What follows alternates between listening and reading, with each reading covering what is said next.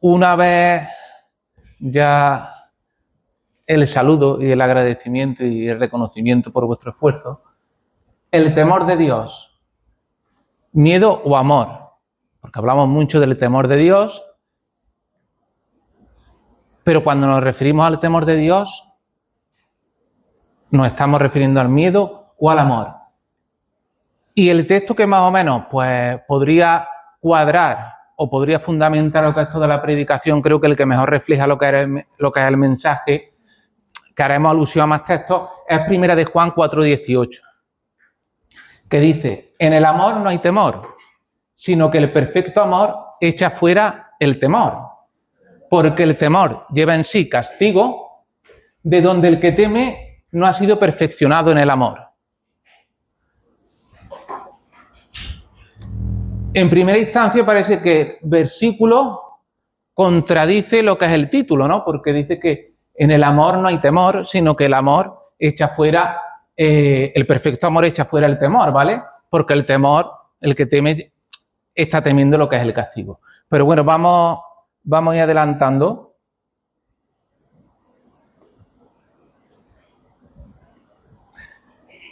Después de haber leído el texto, de meditar lo que es en esa pregunta, el temor de Dios, amor o miedo o amor, podemos lanzar una pregunta sin necesidad de responderla, sino que sirva para que nosotros reflexionemos sobre el texto y sobre el título. Si nosotros tenemos que temer a Dios o no, si verdaderamente lo tenemos que temer o no, porque si Dios es amor, Dios nos ama de manera perfecta, nosotros amamos al Señor, por eso hemos venido hoy a la iglesia, hacemos el esfuerzo.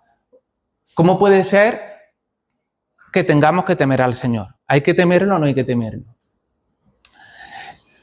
Y en alusión a esto, si nosotros respondemos sí, no, independientemente de lo que respondamos, surge otra pregunta, porque si yo temo a alguien, ¿se puede decir que amo a esa persona? ¿Puedo amar a alguien a quien tengo miedo?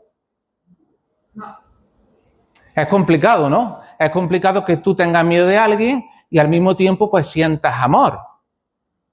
Porque tú puedes, y aquí vamos a ver que entra el concepto también de la obediencia, que lo vamos a desarrollar más adelante, porque podemos obedecer a alguien y odiarle al mismo tiempo. Porque tú puedes obedecer por miedo, puedes hacer lo que te dicen por miedo, o no hacer algo por miedo a las consecuencias, ¿vale? Pero eso no quiere decir que tú en realidad no quieras hacer eso, o que quieras hacer eso, o que tú ames a esa persona. Luego podemos hacer algo, obedecer a alguien y sin embargo no amarla, sino todo lo contrario. Pero estamos hablando del temor de Dios. ¿Qué quiere decir esto? Que puedo hacer lo correcto por fuera, ¿no? Mientras que por dentro puede estar muy alejado de eso que estoy haciendo. Yo puedo tener una conducta buena, pero la motivación de esa conducta puede que no sea la apropiada. Esto lo vamos a ver más adelante, no quiero tampoco adelantarme. Trayéndonos esto lo que es a nuestro terreno, ¿vale? O lo que es a nuestra cosmovisión, a nuestra realidad, como creyentes, como cristianos, ¿no? ¿Soy cristiano? ¿Puedo ser cristiano porque amo a Dios o porque tengo miedo de lo que me pueda pasar por no serlo? O sea, me acerco a Dios o creo en Jesús porque soy consciente de la realidad y de las consecuencias que implica no creer en Él, o creo verdaderamente porque lo amo. Las dos personas creen, pero la motivación o el motor que mueve esa fe es diferente, ¿no? En este sentido, si nos volvemos a remitir lo que es a la conducta, ¿vale? A qué es lo que hacemos o dejamos de hacer, cuando hago el bien lo puedo hacer porque yo amo ese bien, o lo puedo hacer porque tengo miedo del castigo o de las consecuencias de no hacer el bien. Pero todo esto además tiene una implicación directa en nosotros, porque cuando yo hago algo por miedo, en realidad repercute de manera directa en lo que yo soy. ¿Por qué? Pues esto lo vamos a... Es que no me quiero tampoco adelantar. Por eso en quién nos estamos convirtiendo con nuestros actos, con nuestras decisiones o con nuestros deseos. Ya sea que deseemos al Señor o deseemos la recompensa que tiene creer en Dios, o deseemos la recompensa que tiene hacer una acción determinada.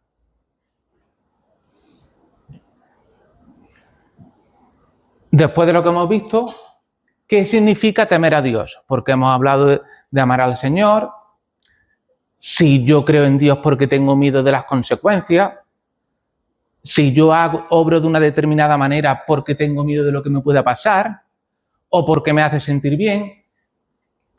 Luego, todo apunta, al menos hasta ahora todo apunta a que el perfecto amor, como decía Juan, echa fuera el temor y que no tenemos por qué temer al Señor, ¿no? Porque el Señor nos ama y nosotros amamos al Señor y en primera instancia no deberíamos de tener ese miedo o ese temor. No debería de ser lo que nos lleva a creer en Dios, ni tendríamos que temer de unas consecuencias negativas por desobedecer o actuar de una manera incorrecta. Pero la Biblia, a lo largo de las Escrituras, vemos que se enfatiza mucho en el temor de Dios. En Proverbios 1:7, el principio de la sabiduría es el temor de Dios. Aquí de nuevo, el temor. Y Juan nos dice que el perfecto amor echa fuera el temor. Y si el principio de la sabiduría es el temor de Dios, aquí lo que está diciendo que para comenzar a ser sabios, tenemos que temer. Que el fundamento de la sabiduría es el temor. Parece que la Biblia se contradice, ¿no? Pero si nos vamos también a Deuteronomio 10:12, que dice, ¿qué pide el Señor tu Dios de ti? Sino que temas al Señor tu Dios, que andes en todos sus caminos, que lo ames y que sirvas al Señor tu Dios con todo tu corazón y con toda tu alma. De nuevo el temor. Y aquí curiosamente lo une y vemos que el temor, el amor, el servicio, incluso la obediencia que no le he puesto, van unidos. Es algo que va unido. El temor, el amor, el servicio y la obediencia. Y esto parece que se va complicando más y efectivamente se va complicando más. Sí, lejos de aclararse se va complicando porque estamos diciendo que cuando hago algo, lo hago por el miedo de las consecuencias de no hacerlo, lo hago por la recompensa que pueda recibir. Cuando amo al Señor o creo en el Señor o vengo a la iglesia, lo hago por lo que puedo recibir o por miedo de lo que me pueda pasar cuando no voy a la iglesia porque si me alejo del Señor. Claro, se complica todo más porque ahora está diciendo que todo va unido. Y Juan decía que el perfecto amor echa fuera el temor. Y aquí vemos que todo, pues, forma como una relación o un conjunto. Vamos a ver si aclaramos esto.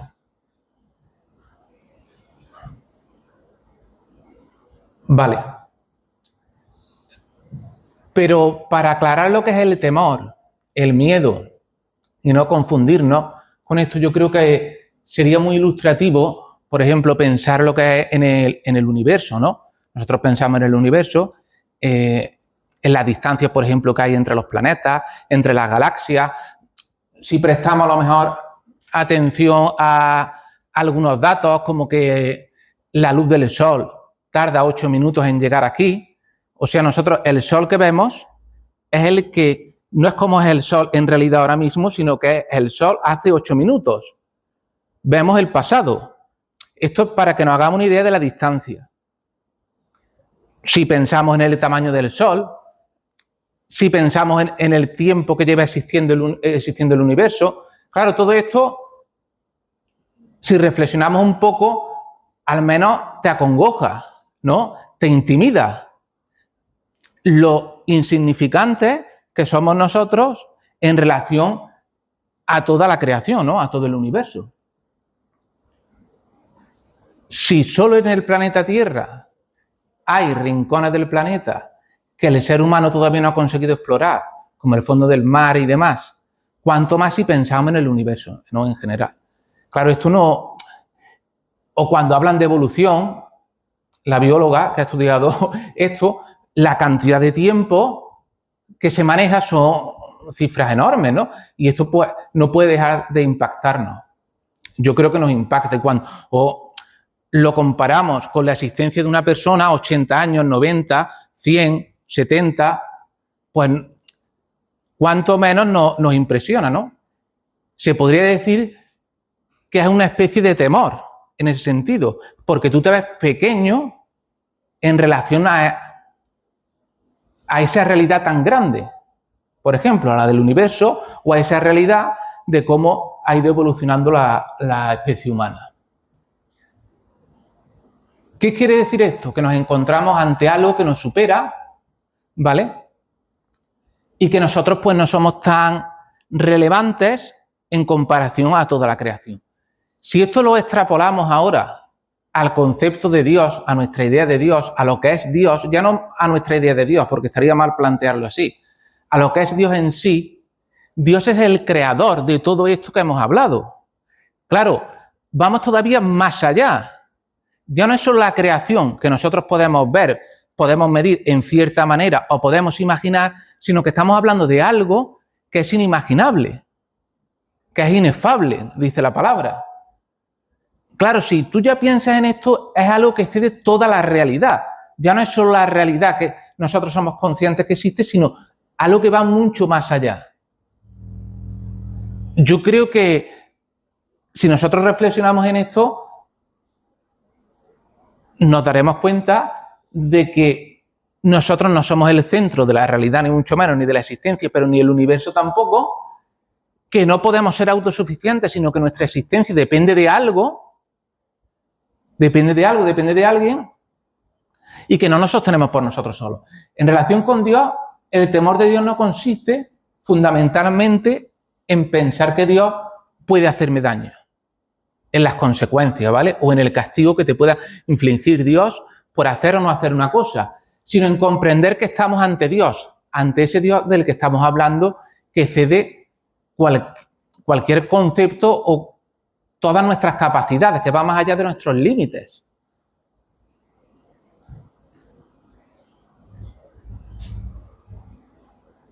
Pero, si volvemos a Primera de Juan, dice, repetimos, que el perfecto amor echa fuera el temor. ¿Qué quiere decir? Que estamos hablando de dos temores, básicamente. No son la misma categoría, el de Proverbios, el de Deuteronomio, que el que está mencionando Juan. Hay un temor que el amor sí tiene que expulsar, que el amor de Dios expulsa. ¿Por qué? Porque no tiene mucho sentido que si tú amas a tu pareja, tengas miedo de ella, ¿no? Eso no es una relación muy sana. O que si tus hijos te quieren y te obedecen, lo hagan por amor, por miedo, perdón. Claro, un hijo que obedece a sus padres por miedo y que vive aterrorizado de sus padres no es una relación correcta o sana. Este es el amor, el temor del que está hablando Juan en 4:18. El perfecto amor echa fuera el temor. ¿Por qué? Porque ese temor del que está hablando Juan lleva en sí castigo. Es un temor que tú tienes miedo de las consecuencias de eso. En este caso, por ejemplo, podemos entenderlo como no venir a la iglesia, no creer en Jesús, las consecuencias de eso, ¿no? De alejarte del Señor o de hacer algo que está mal. El miedo se pregunta, ¿qué pasaría si no hago esto? En las consecuencias. El temor de Dios, sin embargo, se pregunta, si volvemos a reflexionar sobre o a pensar sobre la vastedad de la existencia del universo y demás, ¿quién es el Dios ante quien estoy? Cuando nosotros venimos a la iglesia, adoramos al Señor, o cuando tú te pones en tu casa a orar, o te pones a leer la Biblia, saber ante quién está, concebir mínimamente la inmensidad, la infinitud de ese Dios. Eso, en cierta manera, es el temor del Señor. Ser consciente de ante quién estamos. Es como, por ejemplo, salvando la distancia, lógicamente, pero si nos lo traemos a nuestra dimensión terrenal, pues lo comprendemos mejor. Si estamos ante una persona muy importante, O, por ejemplo, cuando estás con una persona que tú quieres aprender algo y sabes que esa persona es especialista en ese algo. Tú sabes que esa persona sabe mucho más que tú y tienes como cierto respeto y le das cierta credibilidad. Pues en este sentido, imaginemos que Dios excede todo eso. Cualquier experiencia que podamos tener en ese sentido similar aquí en esta realidad. Luego, no es lo mismo tener miedo del castigo de Dios que temer a Dios. ¿Por qué? Porque el miedo, si vemos, apunta a las consecuencias de lo que me pueda pasar y el temor de Dios se enfoca en Dios mismo. Nos apunta a lo que es Dios. Son términos muy diferentes. Lo que pasa, como vemos la misma palabra, pues creemos que nos estamos refiriendo a lo mismo, pero no es así. Podemos hacer lo correcto por una razón equivocada. Esto es lo que hemos mencionado antes en la introducción, ¿no? Que podemos hacer lo correcto por una razón equivocada. Un ejemplo sobre robar, yo puedo decidir no robar y, por ejemplo, Ruth o Isaac también deciden no robar. Y yo no robo porque sé que me pueden pillar. Y si me pillan, pues voy a pagar unas consecuencias, una multa, voy a ir a la cárcel o por algo. Pero no robo, por lo que sea. Isaac, sin embargo, no roba porque entiende que robar está mal. Sabe que eso está mal. Y aunque no hubiese consecuencias, aunque nadie lo pudiese pillar, aunque no hubiese Dios que lo castigase, él decide no robar. Ninguno de los dos robamos.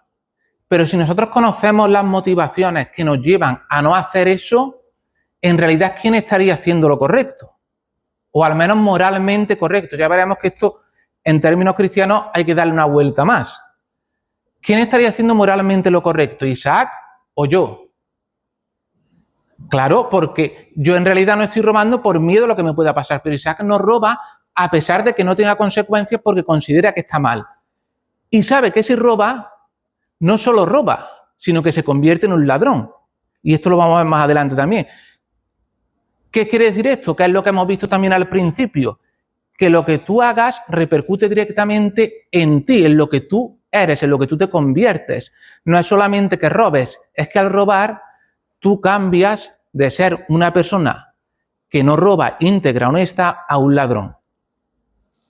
¿Vale? La segunda persona decide no robar porque está mal, que ahí está Isaac, ¿vale? Porque reconoce que el otro tiene un derecho, porque cuando tú robas porque le quitas a alguien algo que no es tuyo, reconoce que el otro tiene un derecho que él no tiene autoridad para quitárselo. De modo que con base a todo esto que hemos visto hasta ahora, el que roba se convierte en ladrón, el que miente se convierte en mentiroso, pero también el que hace el bien se convierte en una persona bondadosa. Aquí cabría también otra pregunta, o surgiría una pregunta también, que sería oportuna hacérnosla. ¿Qué estamos haciendo con nosotros mismos cuando actuamos de una manera determinada? No es solo lo que hagamos, sino cómo influye eso que hacemos en nosotros. Por eso el siguiente punto es que lo que hacemos también nos va formando. ¿Vale? Porque solemos pensar, esto es complicado, vamos a intentar aclararlo. Solemos pensar que lo que hacemos es una expresión de lo que somos. Me voy a explicar. Cuando yo me comporto o hablo de una manera determinada, hago esto porque yo soy así. O sea, esa persona se comporta de manera amable porque es amable. Esa persona roba porque es ladrona. Esa persona miente porque es mentirosa. Solemos pensar que hay, porque he puesto que están separadas, pero en realidad no pensamos que están separadas, sino que hay una secuencia temporal, que primero es lo que somos y con base a lo que somos se manifiesta en lo que hacemos. Y sí, muchas veces es así. Lo que hacemos pone de manifiesto lo que somos, pero otras veces no es así. Otras veces, como hemos visto, lo que hacemos influye también en lo que somos. ¿Por qué? Porque mentir, si tú nunca mientes pero mientes una vez, te vuelves una persona mentirosa. Utilizar a los demás como un medio para conseguir algo, te vuelves una persona egoísta aunque antes no lo fuese.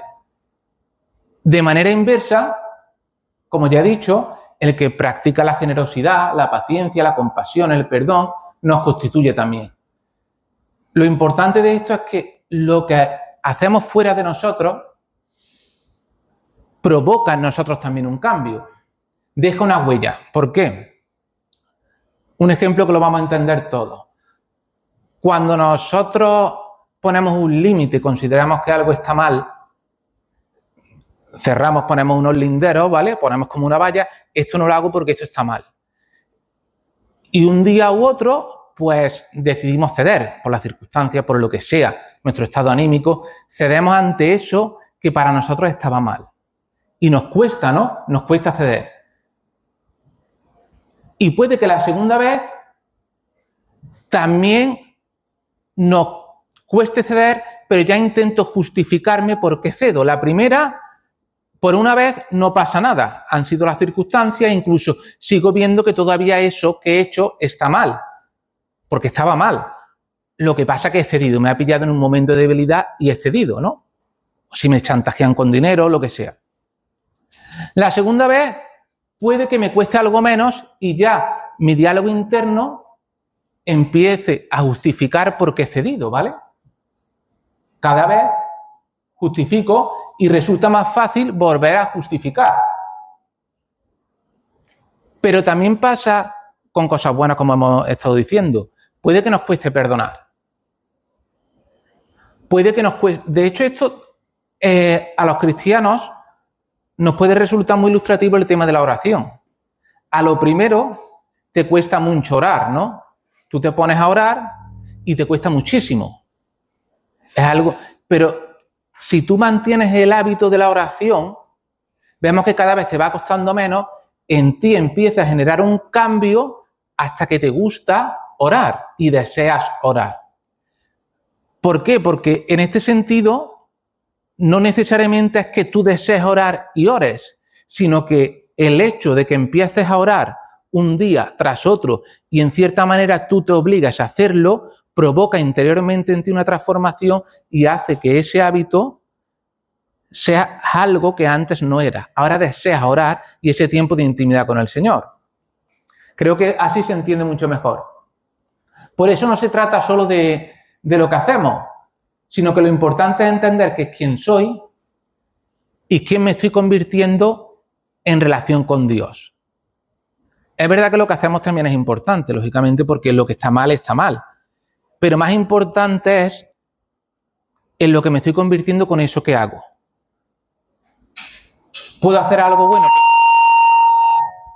Puedo hacer algo bueno por una razón mala, pero que tenga en principio una razón mala no quiere decir que eso bueno que hago provoque en mí que la motivación que antes, que tenía que era incorrecta, empiece a ser buena. Me voy a explicar con esto también, porque es un poco enrevesado, pero luego es muy real.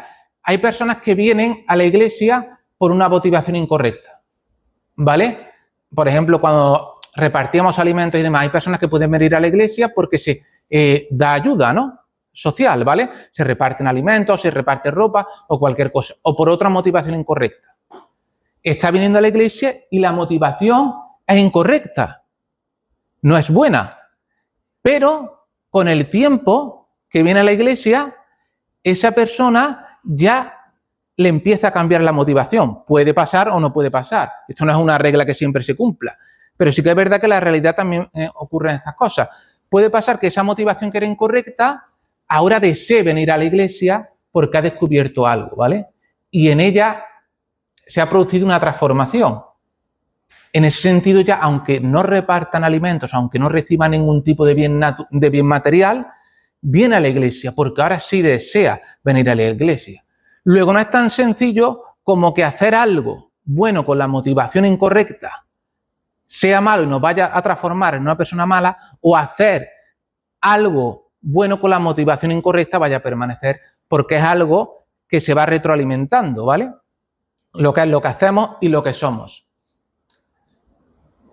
Por eso he puesto que nuestro comportamiento y lo que queremos, lo que deseamos, no son dos cosas completamente separadas, sino que van unidas, ¿vale? Son como dos caras de una misma moneda y no siempre tienen un mismo orden secuencial, que una va primero y luego va la otra. Y ahora sí podemos ya entenderlo en términos más cristianos, que el pecado cambia lo que hacemos y lo que queremos. Porque ¿cómo empieza? Que una vez no pasa nada, que es lo que he dicho antes, ¿vale? Podemos darle lugar a algo, por eso dice la Biblia no darle lugar al diablo. Una vez no pasa nada, la segunda vez puede que digamos, es malo, pero tampoco es para tanto. Luego todo el mundo lo hace, vemos que nos vamos justificando. Y por último, puede que lo que antes veíamos mal, ahora ya ni nos planteemos que esté mal, ya lo normalicemos. ¿Qué es lo que ha ocurrido? No ha cambiado solo nuestra conducta, es lo que yo quiero que entendamos. No ha cambiado nuestra conducta solo, lo que antes no hacíamos y ahora hacemos. No, lo que ha cambiado también ha sido la percepción que tenemos nosotros y la conciencia de lo que está bien y de lo que está mal. Y en este sentido nos deberíamos de preguntar qué están haciendo nuestros deseos con nosotros. Porque podemos terminar deseando aquello que antes rechazábamos. Si le vamos dando cada vez más cabida, vamos cediendo cada vez más. Y en este sentido nos volvemos esclavos de un deseo que antes no teníamos. Pero por suerte, como hemos visto, esto no es una regla máxima, no es que lo que seamos nos determine, ni lo que hagamos tampoco, sino que podemos educar nuestros deseos. Porque podemos educarnos a amar. Si no amamos, nos esforzamos en amar y eso puede repercutir en nuestra capacidad de amar. Nos podemos educar en perdonar, aunque no seamos personas fáciles para perdonar, en ser pacientes. ¿Cuántas veces se dice que no le pidas al Señor paciencia? Claro, porque es como cuando tú la ejercitas, es cuando te vuelves paciente. Vemos que también es una verdad que se cumple. Ser generoso o bien podemos convertirnos en personas egoístas o que cada vez desconfían más de nosotros o con menos credibilidad. Pero de lo que se trata realmente es de permitir que Dios transforme nuestras vidas por medio de esas acciones. ¿Qué acciones? Porque cuando queremos hacer algo, nosotros lo deseamos, pues no necesitamos que nadie nos diga que lo hagamos, ¿no? Por ejemplo, si queremos venir a la iglesia o queremos orar o queremos servir al Señor, o queremos perdonar a alguien o ayudar a alguien, no necesitamos que alguien nos diga nada. Pero cuando no queremos, que ahí también decía el salmista, sacrificio de alabanza, hacer algo que no queremos, que no deseamos, no es hipocresía, sino que entra la educación de nuestros deseos y es permitir que Dios nos transforme desde dentro. Y solemos decir, y yo también lo he afirmado muchísimas veces, y sé que mañana lo mismo lo vuelvo a afirmar, porque solemos equivocarnos en lo mismo, que las cosas se hacen de corazón. Sí, se hacen de corazón y cuando las sientes y quieres. Pero yo creo que aquí la mayoría somos adultos y hay veces que tienes que hacer las cosas sin quererlas.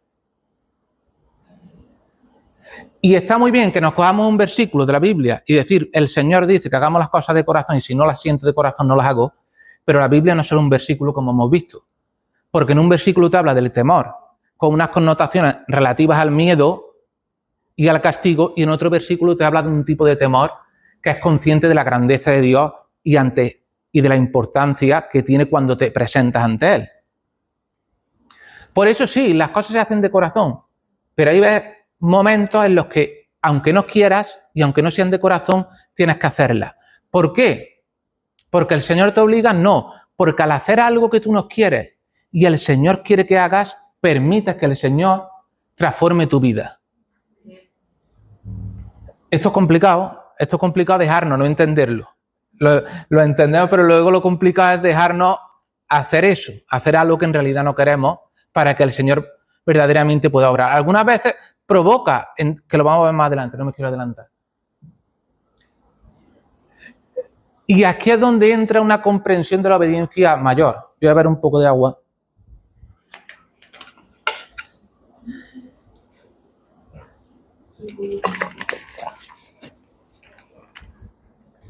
Una comprensión de la obediencia, ¿vale? Vamos a empezar a hablar de la obediencia porque hemos visto que la obediencia estaba ligada con el temor, el amor, el servicio, y estamos hablando de hacer algo no por miedo, pero también cuando no lo deseamos.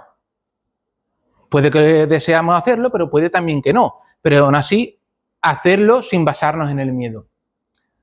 Dice en Juan 14:15, si me amáis, guardad mis mandamientos. Claro, la obediencia aquí es una manifestación de ese amor. Si me amas, lo expresas, lo exteriorizas, lo materializas con hechos.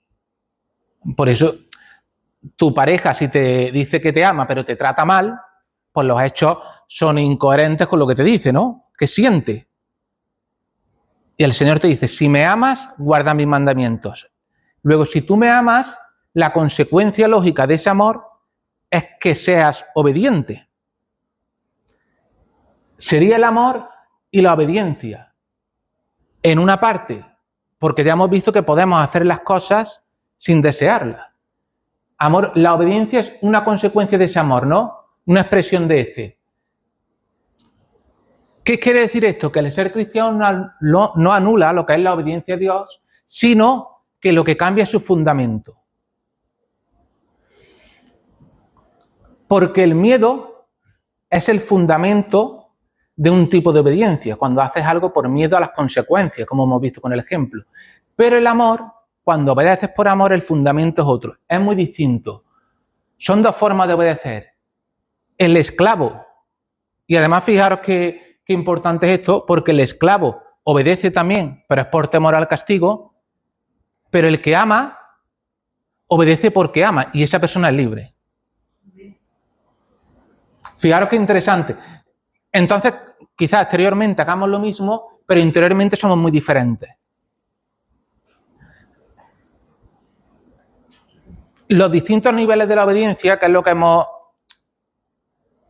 que estamos viendo, más bien, el miedo, que sería el primer nivel, cuando nosotros hacemos algo por las consecuencias, por el castigo, incluso voy a orar y voy a leer la Biblia porque voy a perder la salvación, ¿vale? La autoridad, cuando tú reconoces una figura de autoridad, Dios te prohíbe algo y tú no lo haces porque Dios te lo prohíbe. Vale, y estás obedeciendo. Ambas personas están obedeciendo. La conciencia de que eso está mal, que también hemos visto antes que Isaac no hacía algo a pesar de que no creyese en Dios, porque él entendía que eso estaba mal y no se quería convertir en una persona mala, también está bien, pero todavía, y está en relación con el carácter, que no quiero convertirme en una persona mala y no quiero hacer eso que sé que objetivamente está mal, pero todavía no está completa del todo. Al menos para nosotros o para una persona creyente no estaría completa, porque esto nos haría autosuficientes, ¿vale? No hago algo porque eso sé que está mal, y como sé que está mal y yo no me quiero convertir en una persona mala, no lo hago. Pero ahora está el amor a Dios y querer vivir y tener una relación con Él, siendo consciente de lo que es Dios. Y ahí ya obedeces porque tú no te quieres convertir en esa persona, porque reconoces que eso está mal, pero no te quieres convertir en esa persona porque sabes que ese tipo de persona va a perjudicar de una manera evidente tu relación con Dios. Por ejemplo, Jonathan puede que no se quiera convertir en una persona agresiva porque sabe que eso va a perjudicar su relación con Esther. Ya no es solo porque él no quiera ser una persona agresiva, violenta o grosera, sino porque sabe que eso también va a perjudicar su relación con Esther. Vemos que apunta esta obediencia y este tipo de temor, apunta hacia el otro siempre, no apunta hacia uno mismo. Luego la obediencia deja de ser simplemente una carga externa y se convierte en una expresión de aquello que queremos ser. ¿Qué es lo que queremos ser verdaderamente? Yo creo que esto, si nos quedamos con esto, pues sería fabuloso. La obediencia no es algo, una carga externa, cuando comprendemos esto, sino que es una expresión de aquello que queremos ser. Y lo que queremos ser es amantes de Dios. personas que aman al Señor. Luego, el temor de Dios no se obsesiona con el castigo, ¿no? La pregunta que nos hace el miedo es, ¿qué me va a pasar a mí? Apunta siempre a mí, a las consecuencias que voy a perder o qué tipo de beneficio o gratificación voy a recibir si hago esto o si no lo hago. Y lo que se pregunta el amor es, ¿cómo puedo vivir con aquel a quien amo? ¿En qué me debo de convertir para que mi relación con eso que amo sea lo mejor posible? Vemos que este temor, y vamos a ver por qué es temor también, apunta en relación al amor, a la obediencia, al servicio y hacia Dios. El miedo al castigo, la vida cristiana debe detenerse ahí. Sí que es cierto que como los niños cuando son pequeños, en la infancia puede que no hagan algo por temor a que sus padres los castiguen. Le quiten la consola, no salgan a la calle, ¿vale? Y puede que al principio cuando nos convertimos, en parte haya cosas que asumamos de esta manera, pero no podemos detenernos ahí, sino que debemos de madurar en la confianza y en el amor, porque Dios no quiere que nosotros nos comportemos bien por miedo, sino que quiere formarnos como personas capaces de amar. No podemos quedarnos en la inmadurez de la persona que no hace algo o no debemos, entre otras cosas, porque no vamos a ser libres y vamos a ser infelices. Nuestra vida cristiana va a ser una tragedia si nos quedamos ahí. Entonces, ¿qué ocurre con el temor? ¿Hay temor? ¿No hay temor? ¿Hay miedo? Más o menos lo he hecho spoiler. Lo que tiene que desaparecer, lo que dice Juan que tiene que desaparecer es esa relación basada en el miedo al castigo. No podemos basar nuestra relación con Dios en el castigo o en las consecuencias negativas que pueda tener hacer una cosa o no hacerla. Pero sí permanece siempre, amemos o no amemos al Señor, obedezcamos o no, su grandeza, su santidad, nuestra dependencia de Él, que nuestra existencia depende de Él, y la conciencia de estar ante Él. ¿Ante quién estamos? ¿Vale? Ante el Creador. Yo creo que Dios como Creador es algo que nos clarifica mucho esto, porque cuando nosotros muchas veces humanizamos excesivamente y prestamos mucha atención solo a la parte humana de la encarnación y nos olvidamos de la trascendencia que nos indica la inmensidad de Dios, ¿vale? De cómo nos sobrepasa en todos los sentidos. Que Dios es Dios y que nosotros estamos ante ese Dios. Lo importante que es cualquier cosa que hagamos y que digamos en relación a Dios. Incluso cuando hablamos a alguien de Dios, tener ese temor, ser cautos, porque no podemos reducir a Dios, a nuestra idea de Dios, a nuestro concepto de Dios, a una estructura que tengamos, a nuestra teología ni a nuestra doctrina, sino que Dios excede todo límite humano. Luego el respeto se traduce en respeto, humildad, saber que somos insignificantes ante Dios, asombro y dependencia. Y ahora vamos a ver por qué dependencia. El temor nació del amor, ¿no? ¿Por qué temor nació del amor? En relación a la dependencia que decía antes. Porque tememos perder aquello que amamos, porque lo amamos precisamente, ¿no? Por ejemplo, quien tenga hijos no teme perder a sus hijos, a que le pase algo a sus hijos. Tiene temor, ¿no? Y los ama. Y precisamente porque los ama puede tener ese temor a que les pase algo. Quien tiene pareja, lo mismo. Incluso los hijos tienen temor de perder a sus padres. ¿Esto quiere decir que podemos perder a Dios? No, no podemos perder a Dios porque Dios siempre nos va a amar. Pero sí que es verdad que me puedo alejar del Señor. Dios siempre me va a amar, pero tengo miedo de alejarme yo mismo de Dios. Esto también es otro matiz de ese temor del Señor. No porque Dios sea un tirano, no porque Dios esté esperando para castigarme, sino porque puedo orientar mi vida en otra dirección que no sea Dios, porque somos libres y el Señor nos ha hecho libres. Y si uno se conoce a sí mismo y sabe que puede alejarse de Dios por todo lo que hemos visto, por la manera de actuar, porque nuestros hábitos influyen en nuestros deseos, quizá porque nuestros deseos son unos que no deberían de ser, entendemos que podemos alejarnos de Dios. Y esa es uno de los colores o de las tonalidades del temor, ¿vale? No temo a Dios como una amenaza, ¿vale? Sino temo perder esa comunión con Dios. No porque Dios se desentienda, sino porque yo me puedo desentender. Y esto lo vamos a ver más adelante. Así que el amor lo que quiere es permanecer junto a la persona amada. Y la cuestión del infierno creo yo que también es muy ilustrativo para entender lo que es este temor y gestionarlo y procesarlo de una manera pues que sea sana en relación con Dios y nuestra relación con Dios, más que nada. Porque el problema con el infierno, que es verdad que es bastante desagradable y es verdad que la Biblia habla de un juicio, de un infierno, porque claro, no tendría sentido que todo el mundo, es que no habría necesidad de un legislador, de una ley, ni de una moral, ni de nada, si no pasara absolutamente nada. Es verdad que habla de un infierno, de un juicio, de un castigo, ¿vale? Pero el problema de entender nuestra relación con Dios, que si no hago esto, voy a ir al infierno. Y basar nuestra relación con Dios en esto.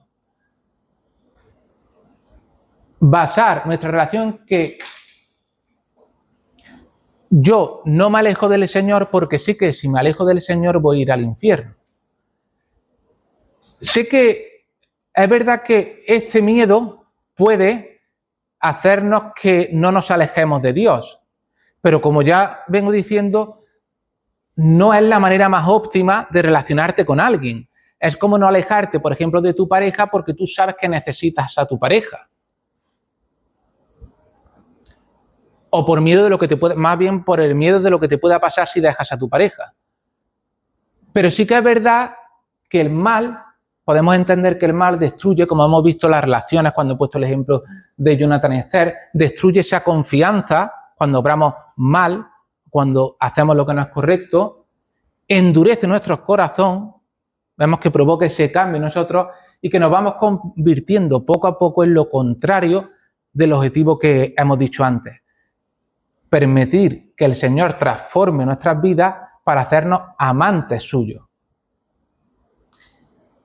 Así que el problema es eso, ¿en qué me estoy convirtiendo al vivir alejado de Dios? Si me convierto en una persona incapaz de amar al Señor. Y aquí es donde entra el temor de Dios y la transformación de la que estamos hablando. En Filipenses 2:12, que es lo que no me quería adelantar, ocupaos de vuestra salvación con temor y temblor. De nuevo, el temor y el temblor, ¿no? Y ahora el temblor aparte. Pero no entendamos que esto quiere decir ocuparnos de nuestra salvación con temor y temblor, porque va a ir al infierno, así que creer en Dios, ir a la iglesia, creer en Jesús, orar y leer la Biblia porque si no vaya al infierno. Ese no es el sentido, ¿vale? Porque vemos que dice también más adelante, en el 13 creo que es, porque es Dios quien provoca en nosotros el querer y el hacer por su buena voluntad, porque es bueno. Provoca en nosotros el querer y el hacer. ¿Qué quiere decir? Que el Señor no solo quiere que hagamos el bien. Por eso se dice muy acertadamente que el cristianismo no es no hagas esto y haz esto, una serie de normas, ¿vale? Con lo que tienes que hacer y con lo que no tienes que hacer. No porque eso no tendría sentido para que no vayas al infierno. No, el Señor quiere que deseemos ese bien, que amemos ese bien. Por eso provoca a nosotros el hacer y el querer. No solo nos capacita para hacer las cosas, sino que hace que las deseemos. Nos transforma para que deseemos el bien y no solo que lo ejecutemos. En consecuencia, si deseamos ese bien y nos dejamos transformar por Dios, porque muchas veces este mismo versículo dice, provoca a nosotros el querer y el hacer, no quiere decir que antes vaya a provocar el querer y luego el hacer. Muchas veces provoca las situaciones para que primero hagas. Pero si tú no te dejas hacer, luego no va a venir el querer. Otras veces viene primero el querer y luego el hacer. Y es más fácil así, pero otras veces primero el hacer. Y ahí es donde se pone también de manifiesto nuestra libertad y donde el Señor respeta nuestra libertad, nuestra voluntad. Cuando te presenta una situación en la que tú eres libre de decidir, sin quererlo, sabes que tienes que hacer eso, pero no quieres hacerlo. Pero el Señor ha provisto la situación ideal para que lo hagas. Y ahora tú ya decides libremente hacerlo, sin quererlo no. Y al hacerlo, le permites al Señor que provoque en ti ese querer también. Así que llegados a este punto nos podemos preguntar en qué nos estamos convirtiendo. Dependiendo de lo que hagamos. Si nos estamos convirtiendo en una persona generosa, paciente, capaz de perdonar, sincera, compasiva, capaz de amar, o nos estamos convirtiendo en personas resentidas, desconfiadas, infelices, indiferentes, que se justifican a sí mismos cada vez que traspasan esos límites, ¿no? ¿Por qué? Porque nuestras acciones nos van conformando. Nosotros nos vamos acumulando un número de mentiras o vamos acumulando una serie de acciones que cuando mostramos indiferencia hacia otra persona o vamos acumulando una serie de cualquier conducta. No, se trata de que esa repetición nos va cambiando. No solo por lo que ocurre hoy, sino por aquello en lo que nos podemos convertir mañana, con base a esas acciones que permitimos. Y yo creo que esto es muy importante que nos lo preguntemos, que nos lo llevemos a casa, en qué nos estamos convirtiendo, porque nosotros podemos mirar para atrás y veremos que no somos los mismos que antes. Y lo que estamos haciendo hoy o lo que estamos permitiendo, tanto para bien como para mal, va a determinar en gran parte lo que vamos a hacer mañana. Y el ejemplo de Abraham creo yo que nos va a dar una profundidad mayor al tema de lo que es el temor, ¿vale? Para entender lo que es estar ante Dios. Todos conocemos la historia de Abraham, ¿no? Cuando va a sacrificar a su hijo, al hijo que amaba y encima al hijo que Dios le da, ¿no? Y podemos pensar que la historia de Abraham es simplemente Dios le manda algo, y además solemos pensar esto, mal pensado a mi juicio, Dios le manda algo y Abraham obedece. Y esa es la historia. Pero creo que hay mucho más aquí en esta historia para hablarnos de lo que es el temor, de cómo se manifiesta el temor. Sí que es verdad que Abraham es el padre de la fe, pero cómo se manifiesta el temor y cómo ese temor es el fundamento y la profundidad de esa relación. Porque Abraham no era simplemente una persona que cumplía una orden, ¿no? Era una persona que estaba ante Dios, sabía lo que era estar ante Dios. Abraham amaba a Isaac, era su hijo. Y claro, y la situación ahí es terrible, ahí hay temor. Precisamente por aquello que Dios le pide a Abraham, que mate a su hijo, a su unigénito, a lo que más amaba. Claro, y aquí entran que nosotros no somos la medida ni del bien ni del mal. Aquí entra una comprensión profunda de que Abraham tenía, cómo sería. Yo creo que lo importante es preguntarse qué tipo de relación tenía Abraham con Dios para llegar a esta situación. Porque ¿cómo explica Abraham? No hay palabras ni explicación posible a alguien que va a sacrificar a su hijo porque Dios se lo ha dicho. Esto escapa a todo. Esto es una locura. Claro, esto es una locura. Si María Eugenia o Jonathan va y lo ve la policía en un monte y le voy a sacrificar a mi hijo que ha dicho el Señor, es que esto es una locura. Pero esto no se trata, si nosotros cogemos solamente eso, no se trata de justificar cualquier cosa y decir, Dios me ha dicho esto y voy a hacerlo, y justificar cualquier cosa que podamos hacer. Ni se trata tan solo de un hombre que obedece a Dios, sino que se trata de un hombre que tiene una relación profunda y que es consciente de ante quién está cuando ese Dios le pide algo. Por eso también vemos a lo largo de la historia que le decía a su hijo que Dios proveerá. Era consciente de la magnitud de ese ser con el que estaba hablando y de ese ser el que le pedía que sacrificara a ese hijo que a él mismo lo había dado. Era consciente de esa magnitud. Por eso yo creo que el temor que experimentó Abraham y el temblor es muy significativo para que entendamos ese temor y ese temblor de estar ante Dios, como Abraham lo entendía. De modo que finalmente, ¿qué significa temer a Dios?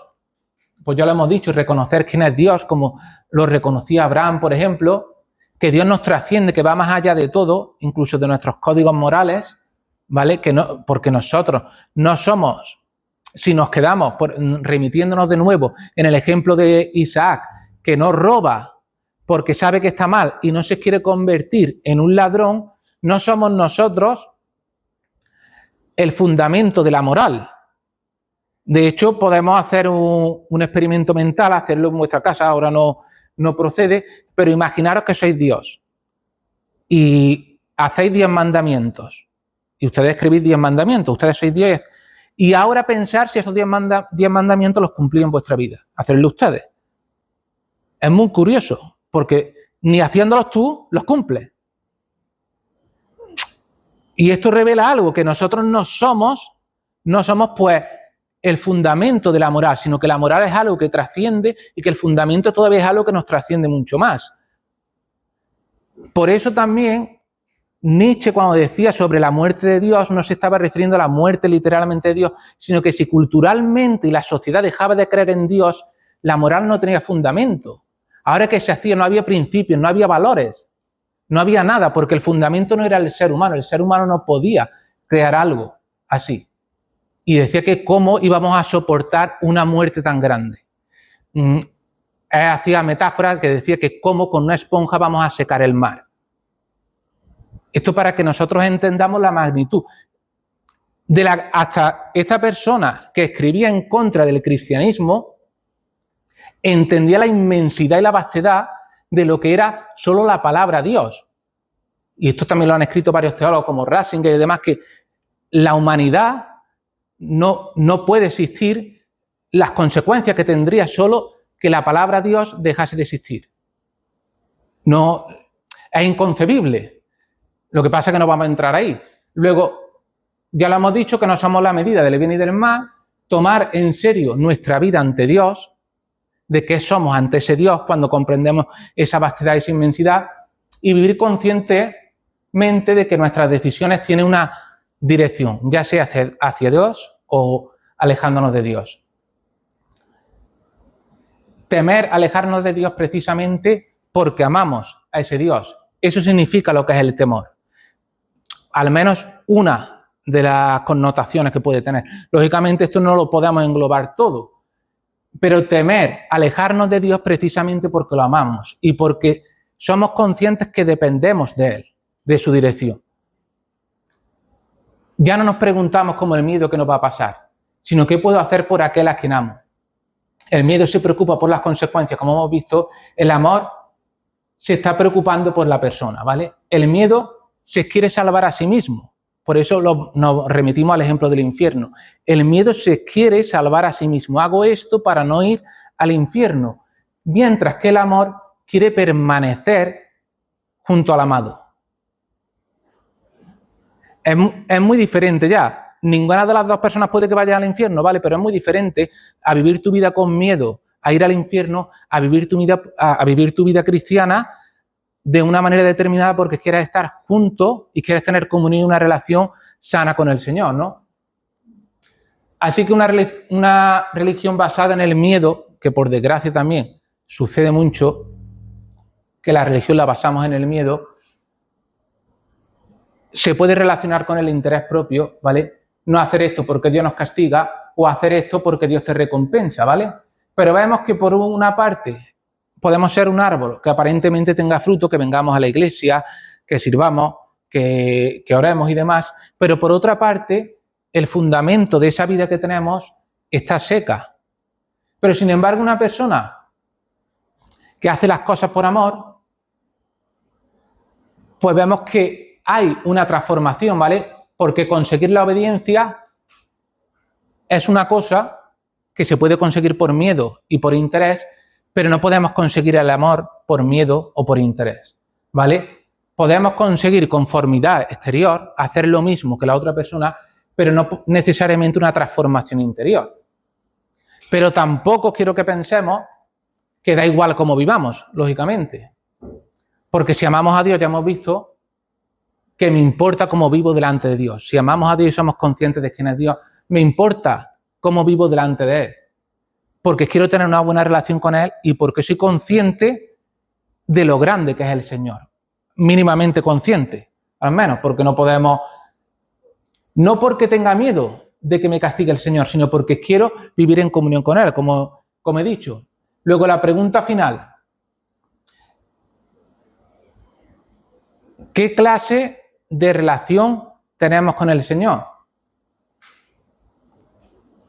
Si es una relación basada en el miedo, si es una relación basada en el amor y el temor, reverente, respetuoso, humilde y siendo consciente de ante quién estamos, si obedecemos porque tenemos miedo, porque Dios nos puede recompensar, o bien obedecemos al Señor porque lo amamos, ¿vale?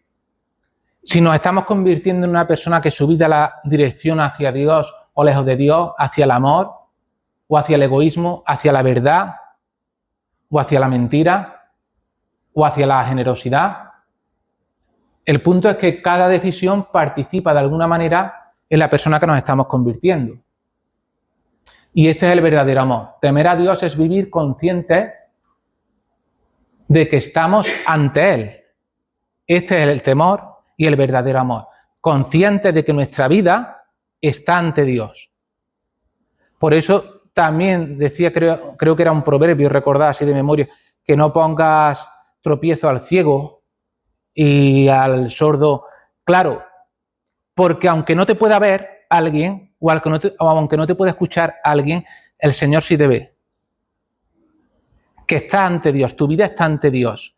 Y si para ti es importante Dios y eres consciente de quién es Dios, tu relación importa la relación que tú tienes con Dios. De modo que se trata de reconocer su grandeza y temer que nuestro corazón se endurezca, porque también hemos visto que se puede endurecer, ¿vale?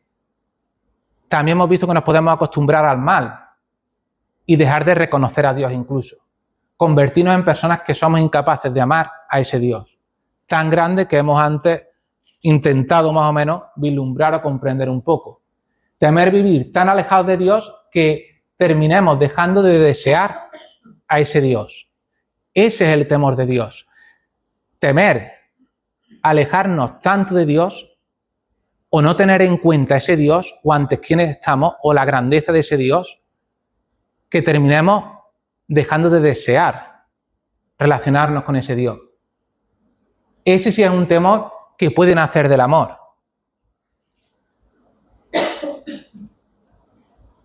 Conclusión. Sí, ¿no? Sí, vale. Ya a modo de conclusión, sí. A modo de conclusión, entonces, ¿de qué tenemos que tener miedo? ¿Tenemos que tener miedo de Dios o no?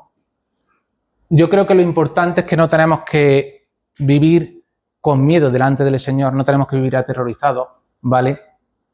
Que no hagamos de nuestra fe una relación basada en el miedo, como tantísimas religiones, pero que tampoco trivialicemos ni tengamos en menos a Dios. Que cuando hablamos de Dios, le hablamos a alguien de Dios. Por eso decía que había también otro proverbio sobre usar un proverbio creo que era, usar el nombre de Dios en vano. Esto tiene un sentido. Usar el nombre de Dios en vano es hablar de Dios cuando tú dentro de ti estás vacío. Tú en realidad no tienes nada del Señor, pero hablas de Él como si lo tuvieses. Es utilizar al Señor, trivializarlo y tenerlo en menos. Y además, aparte de esta grandeza, cuando nosotros entendemos la inmensidad del Señor, entender que ese Dios como creador de todo, no es solo creador, sino que está dentro de ti. Claro, y esto ya impacta todavía más. Cómo ese Dios ha hecho algo como para estar dentro de ti y tener esa comunión tan íntima. Por eso es que nuestra vida está ante Dios y en Dios. Así que ser conscientes de eso, que Dios nos trasciende, que nuestra vida está delante de Él y que nuestras decisiones importan. Que no tememos, no temamos que Dios nos puede dejar de amar, porque eso es imposible, pero sí que temamos llegar a ser una persona que deje de amar al Señor. Y esto básicamente es con lo que quería compartiros, y yo creo que es importante, no sé si ha quedado más o menos claro. Sé que es complicado temer, no temer al Señor, pero yo creo que si lo comparamos con el miedo, el temor, el temor de Dios, del que habla Proverbios, los Salmos y demás, y en el versículo de Primera de Juan ponemos el miedo en vez del temor, puede que lo entendamos mucho más. Que por supuesto que podemos tener temor, y es necesario tener ese temor, porque estamos ante Dios. Pero nuestra relación con el Señor no se puede basar en el miedo, se debe de basar en el amor. Y también entender que cada decisión que tomamos delante del Señor, la importancia de ahí es el temor. Cada decisión que nosotros tenemos, nuestros deseos, lo que hacemos sin querer hacer y lo que queremos hacer y hacemos, todo tiene unas consecuencias en nosotros y en nuestra relación con el Señor. Ser conscientes de esa grandeza de la que era consciente Abraham, que estaba ante Dios, estará ante el Señor. Así que hasta aquí